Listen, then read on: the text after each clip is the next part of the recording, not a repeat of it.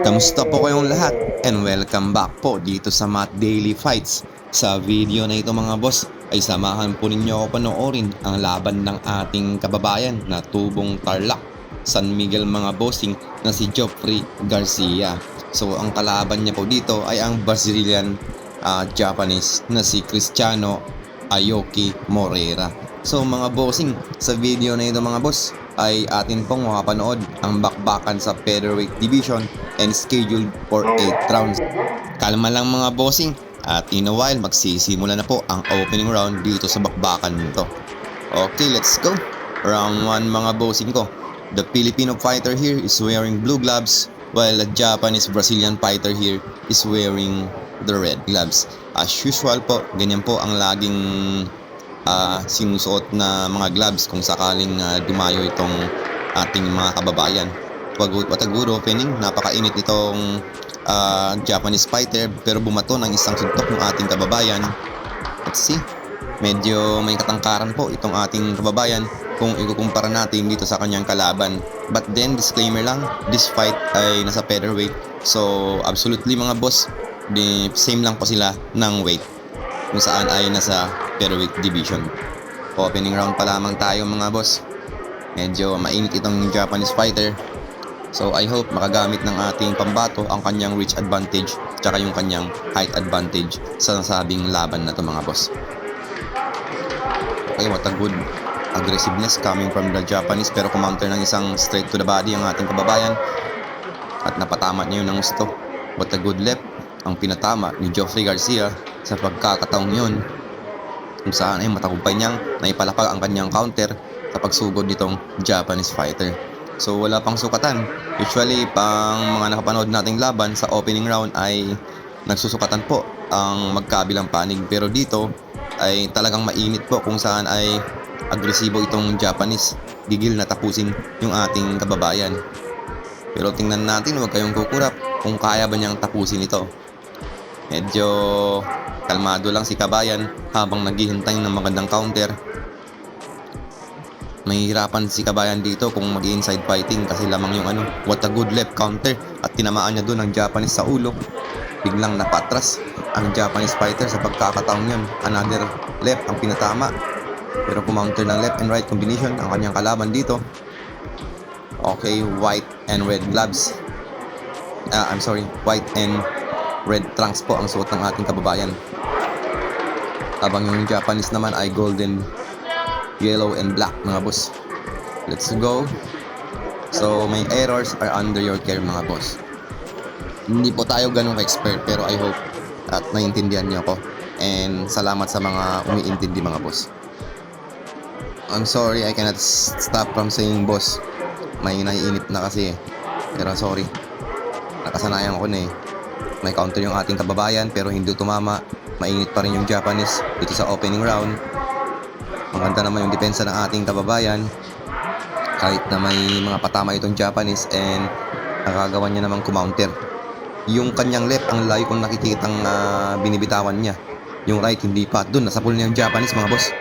Hindi ko pa nakita yung kanyang right na lumipad. Okay, hanggang doon lang ang round 1. Round 2 na po tayo dito sa bakbakan na ito.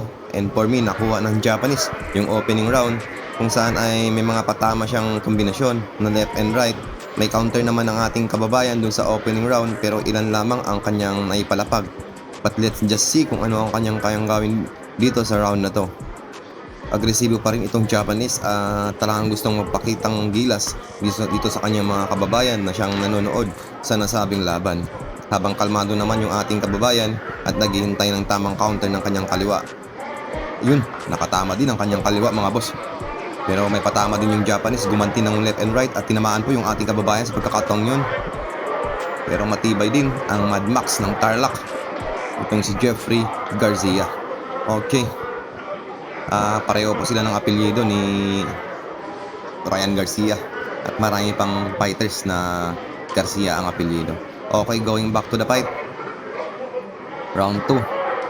Kitang-kita yung kanyang kaliwa. I hope sana bibitawan niya rin yung kanyang kanan. Kumbaga, parang signature move niya yung signature punch niya yung kanyang kaliwa. Yung right overhand, tsaka yung left straight niya. Ay yung left overhand tsaka yung left hook, yung left straight. Pero gusto kong makita yung kanyang right dito mga boss. Kasi wala pa akong nakikita yung right. Okay. Agresibo pa rin itong Brazilian Japanese na nakatapat ng ating kababayan habang patuloy ang pagkatras at pagiging counter puncher ni Garcia sa round na to mga boss. Sana ay magamit niyo yung kanyang reach dito. Let's go. Shoutout po sa inyong lahat. Paki-mention po ng inyong pangalan at ang inyong lugar sa comment section nang sa ganun ay malaman po natin kung saan umabot ang ating video. Let's go. Going back to the fight. What a good left and right combination ang pinatama ng ating kababayan dun. Okay.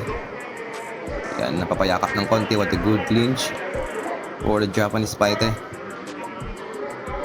Good 1-2. Ang gintama ng ating kababayan. Pero dapat medyo lakasan pa niya. Oops! Knockdown ba yun? May tulak yun mga boss Okay, binilangan po. Binilangan kahit may tulak mga bossing.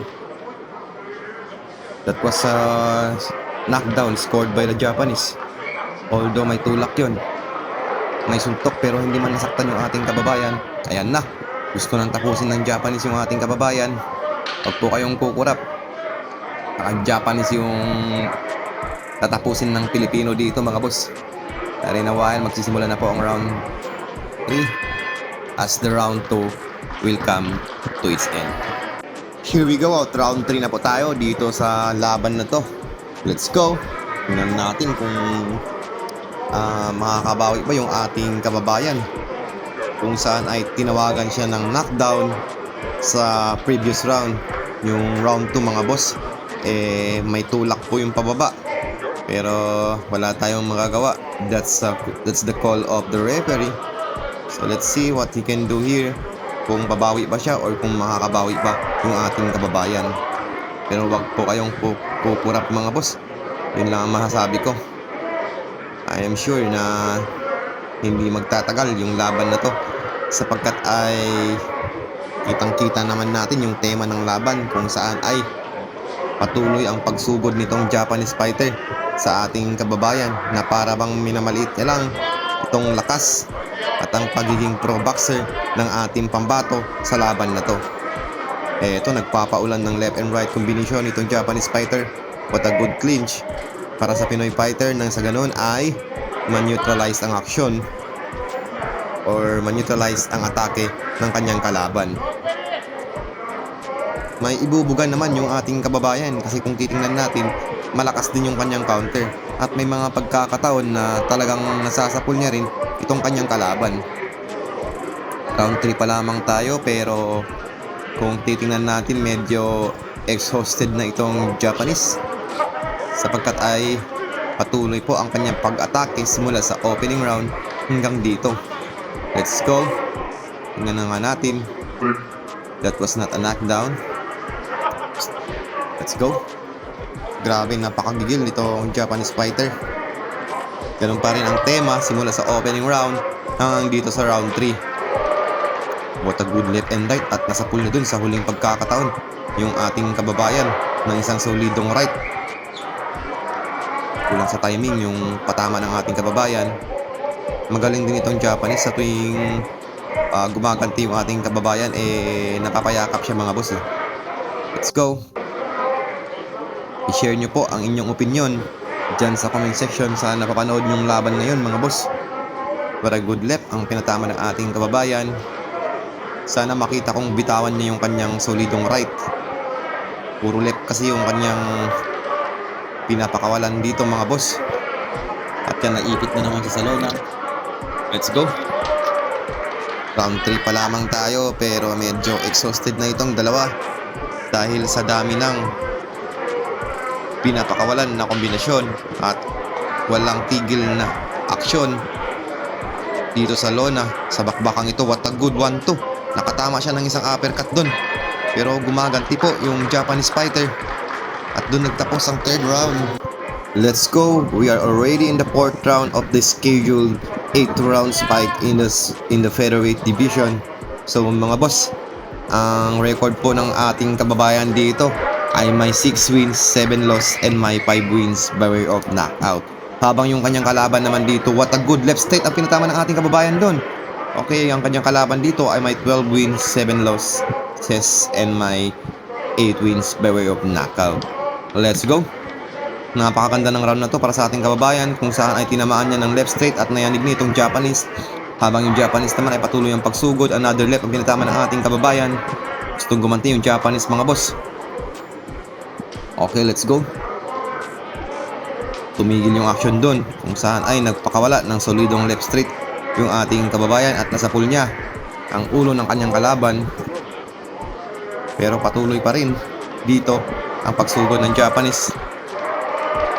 Ganun pa rin ang tema at tinamaan si kababayan doon, pero may left counter ang Pinoy. Ang ganda ng jab nitong Japanese. May follow up na right straight, dalawang jab. At yun, what a good left and right combination ang pinatama ng ating kababayan. Umiinit na rin si Idol. Let's go. Nasa round 4 na po tayo. Nasa mid round na tayo ng 8 rounds. Eto na, nagpapakawala ng solido itong Japanese, pero gumaganti naman yung ating kababayan sa pagkakataong ito. Ang ganda ng depensa na pinapakita. What a good left na naman ang pinakawala ng Pinoy. At tinamaan niya ang Japanese dun. Sa pagkakataon yung ay napayakap ang Japanese mga boss. Unti-unti nang nakukuha ng ating kababayan ang kanyang laro, kung saan ay maganda kanyang timing at range sa pagkakataong ito. Dito sa 4th round ng bakbakan. Let's go. What a good uppercut. Pero may counter yung Japanese at tinamaan yung ating kababayan. Kumalma. What a good 1-2. Right and left ang pinatama ng Japanese. Naipit na naman. Straight to the body. What a good counter. Pero gumaganti yung Japanese. Ayan. Salpukan kung salpukan. Bakbakan kung bakbakan. Walang atrasan mga boss. Eto na. At nagpapakawala na ng kombinasyon ng Japanese fighter. What a good left. Ay, bakit ganon? Bakit tinigil lumalaban pa yung ating kababayan? Gaging referee, tinamaan nga ng left Gago, tinigil yung laban Lumalaban pa yung ating kababayan. Panoorin nga natin ng medyo slow mga boss. Eto yung pagkakataon. Hindi naman napuruan yung ating kababayan, bagkus siya pa yung nakatama doon. Pero bakit tinigil yung laban? Naku po. Gusto pang lumaban si kabayan Anyway, hanggang dito lang tayo. Bawi next life.